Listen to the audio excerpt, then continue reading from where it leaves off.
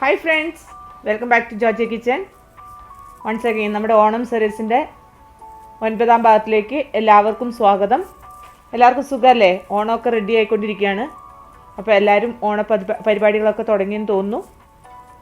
അപ്പോൾ ഇനി നമുക്ക് ഒഴിച്ച് കഴിക്കാനൊരു സാമ്പാറും കൂടെ വേണ്ടേ? അപ്പോൾ അതിന് വേണ്ടിയിട്ടൊരു സാമ്പാർ ഉണ്ടാക്കാമെന്ന് വളരെ പെട്ടെന്ന് തന്നെ നമുക്ക് എളുപ്പത്തിൽ നല്ല ടേസ്റ്റി ആയിട്ടൊരു സാമ്പാർ ഉണ്ടാക്കുന്നത് എങ്ങനെയാണെന്ന് നോക്കാം. അതിന് വേണ്ടിയിട്ട് ഞാനിവിടെ കുറച്ച് കഷ്ണങ്ങളൊക്കെ അരിഞ്ഞ് വെച്ചിട്ടുണ്ട്. സാമ്പാറിനുള്ള കഷ്ണങ്ങൾ നമ്മുടെ ഇഷ്ടമനുസരിച്ച് നമുക്ക് എടുക്കാം. മെയിനായിട്ട് ഞാനിവിടെ എടുത്ത് വെച്ചിട്ടുള്ളത് ഒരു ചെറിയ പൊട്ടാറ്റോ, ഒരു കഷ്ണം ക്യാരറ്റ്, ഒരു മുരിങ്ങക്കായ, ഒരു പിടി ബീൻസ്, ഒരു കഷ്ണം മത്തങ്ങ, ഇനി ചേനയോ വാഴയ്ക്കോ അങ്ങനെ ഇഷ്ടമുള്ള കഷ്ണങ്ങളെല്ലാം ഇടാം. അതിന് കുഴപ്പമൊന്നുമില്ല. പിള്ളേർ ഉള്ളിടത്തൊക്കെ കഷ്ണം കുറച്ചുള്ള സാമ്പാറായിരിക്കും എപ്പോഴും പ്രിഫർ ചെയ്യുന്നത്. അതുകൊണ്ട് ഞാൻ കുറച്ച് കഷ്ണങ്ങളെ എടുത്തിട്ടുള്ളൂ. അപ്പം നമുക്ക് അതെങ്ങനെയാണ് ഉണ്ടാക്കുന്നതെന്ന് നോക്കാം. അതിന് വേണ്ടിയിട്ട് ഞാനിവിടെ ഒരു 2 ടേബിൾ സ്പൂൺ പരിപ്പ്, ഞാൻ എടുത്തേക്കുന്നത് മസൂർ ദാളാണ്. മസൂർ ദാൾ കഴുകി നേരത്തെ തന്നെ വെള്ളത്തിലിട്ട് വെച്ചിട്ടുണ്ട്. തൂർ ദാൾ ഉപയോഗിക്കാം, അതിന് കുഴപ്പമൊന്നുമില്ല. തോരപ്പരിപ്പ് ഉപയോഗിക്കാം. അതല്ലാന്നെങ്കിൽ ഇത് എൻ്റെ അടുത്ത് അവൈലബിൾ ആയിട്ടുള്ളത് മസൂർ ദാളാണ്. അതുകൊണ്ട് മസൂർ ദാളാണ് ഞാൻ സാധാരണ സാമ്പാറിന് ഉപയോഗിക്കുന്നത്. ഈ ദാൾ തന്നെയാണ്. അതിന് വെച്ച് നേരത്തെ ഞാൻ കഴുകി വെള്ളത്തിലിട്ട് വെച്ചതാണിത്. പിന്നെ ഇവിടെ ഞാനൊരു തക്കാളി നമ്മുടെ കഷ്ണങ്ങളുടെ കൂടെ കൂട്ടാൻ വേണ്ടിയിട്ട് എടുത്തു വെച്ചിട്ടുണ്ട്. ഇതൊരു ചെറിയ നെല്ലിക്ക വലുപ്പത്തിൽ പുളി പിഴിഞ്ഞ് വെച്ചിട്ടുണ്ട്. കാരണം പുളി നമുക്ക് ആവശ്യാനുസരണം കൂട്ടിയും കുറച്ച് ഉപയോഗിക്കാം. ഒരു കഷ്ണം വെല്ലം എടുത്ത് വെച്ചിട്ടുണ്ട്. ഇനി നമുക്ക് ഈ കഷ്ണങ്ങളെല്ലാം കൂടെ കുക്കറിനകത്തേക്കൊന്ന് ഇട്ടിട്ട് ഒരു വിസിലടിച്ചെടുക്കാം. ആ പരിപ്പൊന്ന് ഇട്ട് കൊടുക്കുകയാണ്. ഞാൻ പരിപ്പ് നേരത്തെ വെള്ളത്തിലിട്ട് കുതിർത്ത് വെച്ചിരിക്കുന്ന കാരണം കൊണ്ട് പരിപ്പും കഷ്ണങ്ങളെല്ലാം കൂടെ ഒന്നിച്ചാണ് ഇട്ട് കൊടുക്കുന്നത്. അത് ഇനി പരിപ്പ് നേരത്തെ വെള്ളത്തിലിടാത്തതാണെങ്കിൽ പരിപ്പൊന്ന് കഴുകി അടുപ്പത്ത് വെച്ചതിന് ശേഷം, അത് കുക്കർ അടയ്ക്കണമെന്നില്ല, പരിപ്പ് അടുപ്പത്ത് വെച്ചൊന്ന് ചെറിയ തീ കൊടുത്തതിന് ശേഷം നമുക്ക് ആ കഷ്ണങ്ങളൊക്കെ അരിഞ്ഞ് വരുമ്പോഴത്തേനും അതൊന്ന് കുറച്ച് വെന്തിരിക്കും. അപ്പോൾ ആ കഷ്ണങ്ങളും കൂടെ ബാക്കി ഇട്ടിട്ടൊന്ന് വിസിൽ ചെയ്താൽ മതി. മുരിങ്ങക്കായ ആക്ച്വലി നമ്മൾ അരപ്പൊക്കെ ഇട്ടതിന് ശേഷം തിളപ്പിക്കുമ്പോഴത്തേനും ഇട്ടാലും കുഴപ്പമില്ല. ഞാനിപ്പോൾ ഇതിൻ്റെ കൂട്ടത്തിലിട്ട് വിസിലടിക്കുകയാണ്. മുരിങ്ങക്കായും നമ്മൾ വെണ്ടയ്ക്ക ഇടുന്നുണ്ടെങ്കിൽ വെണ്ടയ്ക്ക മസാല മൂപ്പിക്കുന്നതിന് മുമ്പ് ഒരല്പം എണ്ണയ്ക്കകത്തൊന്ന് വഴറ്റിയെടുത്തതിന് ശേഷം അതും എല്ലാം മസാല ഇട്ടേച്ച് നമ്മൾ സാമ്പാർ തിളപ്പിക്കുമ്പോൾ അതിൻ്റെ കൂടെ ഇട്ട് തിളപ്പിച്ചാൽ മതി. അതല്ലാന്നുണ്ടെങ്കിൽ വെന്തളിഞ്ഞു പോകും വെണ്ടയ്ക്ക. ഇതിൻ്റെ കൂടെ ഞാൻ ഒരു പച്ചമുളക് മാത്രം കീറിയിടുന്നുണ്ട്. അതുപോലെ കുറച്ച് ചുവന്നുള്ളി ഞാൻ ഇതിനകത്തേക്ക് ഇട്ടു. കുറച്ച് ചുവന്നുള്ളി നടുവേ പൊളർന്ന് 2 കഷ്ണമാക്കി മാത്രമേ ഇട്ടിട്ടുണ്ട്.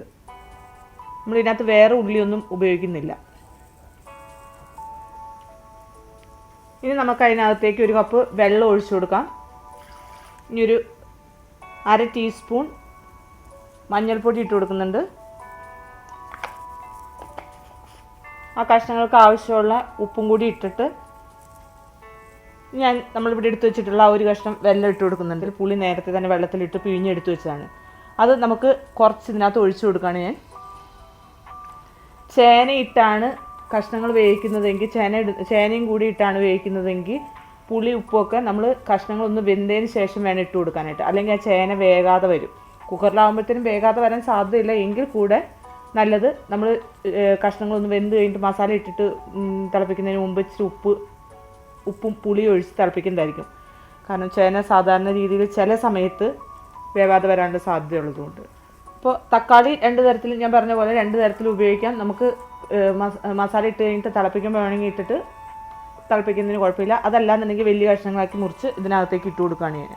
ഇനി അതിലേക്ക് ഒരു ടീസ്പൂൺ പച്ച വെളിച്ചെണ്ണയും കൂടെ ഒഴിച്ചു കൊടുത്തിട്ട്,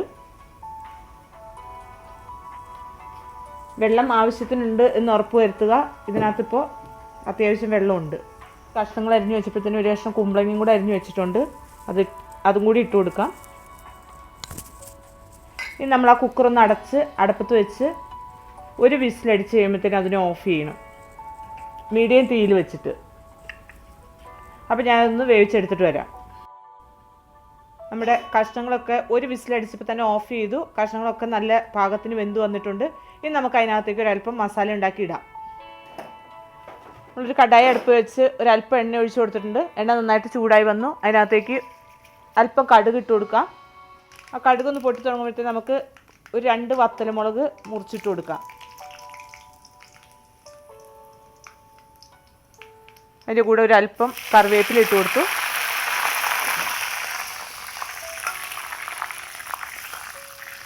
ഇനി അതിലേക്ക് ഒരു പകുതി സവോള അരിഞ്ഞു വെച്ചിട്ടുണ്ട്, അതൊന്ന് ഇട്ട് കൊടുക്കാം.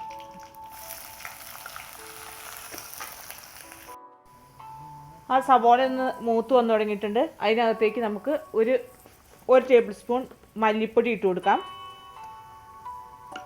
അതിൻ്റെ കൂടെ തന്നെ ഒരു 1/2 ടീസ്പൂൺ മഞ്ഞൾ കൂടി ഇട്ട് കൊടുക്കുക. നമ്മൾ വെണ്ടയ്ക്ക് ഉപയോഗിക്കുന്നുണ്ടെങ്കിൽ ഈ മസാലകൾ ഇടുന്നതിന് മുമ്പ് ഈ എണ്ണയ്ക്കകത്ത് ആ വെണ്ടയ്ക്ക ഒന്ന് വഴറ്റിയെടുക്കുക. അതിനുശേഷം അത് ആ കറിയിലേക്ക് ഇട്ടൊന്ന് തിളപ്പിച്ചെടുത്താൽ മതി. അതൊന്ന് നന്നായിട്ട് മൂത്ത് വരുമ്പോഴത്തേന് അതിനകത്തേക്ക് ഞാൻ ഒരു 1.5 ടേബിൾ സ്പൂൺ സാമ്പാർ പൊടി ഇട്ട് കൊടുക്കുകയാണ്. സാമ്പാർ പൊടി ഉപയോഗിക്കുന്നവർക്ക് സാമ്പാർ പൊടി ഉപയോഗിക്കുക. അതെല്ലാം നമ്മൾ പൊടിച്ചെടുക്കുന്ന പൊടിയാണെങ്കിൽ കൂടെ നമുക്ക് അങ്ങനെ ചെയ്യാം. ഇപ്പം ഞാൻ സാമ്പാർ പൊടിയാണ് ഉപയോഗിച്ചത്.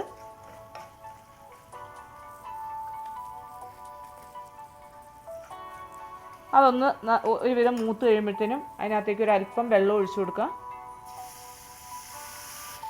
ഇനി നമുക്ക് ആ അരപ്പ് കഷ്ണങ്ങൾ വേവിച്ച് വെച്ചതിനകത്തേക്ക് ഇട്ട് കൊടുക്കുക. ആവശ്യത്തിന് വെള്ളം ഒഴിച്ച്, വെള്ളം കുറവാണ് അപ്പോൾ ആവശ്യത്തിന് വെള്ളം ഒഴിക്കുക. ഉപ്പും പുളി ഉണ്ടോ എന്ന് നോക്കിയിട്ട്, പുളി കുറവുണ്ടെങ്കിൽ നമ്മൾ നേരത്തെ പിഴിഞ്ഞ് പുളി അല്പിരിപ്പുണ്ട്, ആ പുളിവെള്ളം കൂടെ കുറച്ച് ഒഴിച്ച് കൊടുത്തിട്ട് ഒന്ന് നന്നായിട്ട് തിളപ്പിച്ചെടുക്കാം. ഞാൻ ഈ പാനൊന്ന് കഴുകി ഒഴിച്ചു കൊടുക്കാം. അപ്പോൾ ഇനി ഇതൊന്ന് നന്നായിട്ട് തിളച്ച് വരണം. അപ്പോൾ നമ്മൾ ഈ സമയത്ത് പുളി ഉപ്പൊക്കെ നോക്കുക. ഉപ്പും പുളിയൊക്കെ വേണമെന്നുണ്ടെങ്കിൽ അപ്പോൾ ആഡ് ചെയ്തിട്ട് ഞാൻ അതിനകത്തേക്ക് ഒരു ടീസ്പൂൺ കായം കൂടി ഇട്ട് കൊടുക്കുന്നത്. സാമ്പാർ പൊടി ഉപയോഗിക്കുമ്പോഴത്തേനും കായം ഒത്തിരി കൂടുതൽ വേണ്ട ആവശ്യമില്ല. കായത്തിൻ്റെ ടേസ്റ്റ് കൂടുതൽ ഇഷ്ടമുള്ളവർക്ക് വേണമെങ്കിൽ ഈ സമയത്ത് ഇത്തിരി കായം ഇട്ട് കൊടുക്കാം. അതല്ലാന്നുണ്ടെങ്കിൽ നമ്മൾ കഷ്ണം കായമായിട്ട് ഉപയോഗിക്കുന്നതെങ്കിൽ കഷ്ണങ്ങൾ വേവിക്കാൻ വയ്ക്കുന്നതിൻ്റെ കൂട്ടത്തിൽ ആ കട്ടക്കായം ഒരു ചെറിയ പീസ് മുറിച്ചിട്ടിട്ട് കഷ്ണങ്ങൾ വേവിച്ചാലും മതി. ഞാനൊന്ന് തിളച്ച് വരട്ടെ. നമ്മുടെ സാമ്പാർ നന്നായിട്ട് തിളച്ച് വന്നിട്ടുണ്ട്. ഇനി അത് നമുക്ക് വാങ്ങി വയ്ക്കാം. ഇത്രയേ ഉള്ളൂ നമ്മുടെ സാമ്പാർ ഉണ്ടാക്കാനുള്ള പണികൾ. നമ്മുടെ സാമ്പാറൊക്കെ റെഡിയായി വന്നിട്ടുണ്ട്. വളരെ ഈസി ആൻഡ് ടേസ്റ്റി ആയിട്ടുള്ള സാമ്പാർ നിങ്ങൾ ഈ ഓണത്തിനും ട്രൈ ചെയ്ത് നോക്കുക. വീഡിയോ ഇഷ്ടമായ ലൈക്ക് ചെയ്യുക, ഷെയർ ചെയ്യാൻ മറക്കാതിരിക്കുക, കമൻറ്റ് ചെയ്യാൻ ഒട്ടും മറക്കാതിരിക്കുക. അപ്പോൾ ഇനി അടുത്തൊരു വീഡിയോ ആയിട്ട് വരുന്നവരേക്കും ബൈ ബൈ. Thank you.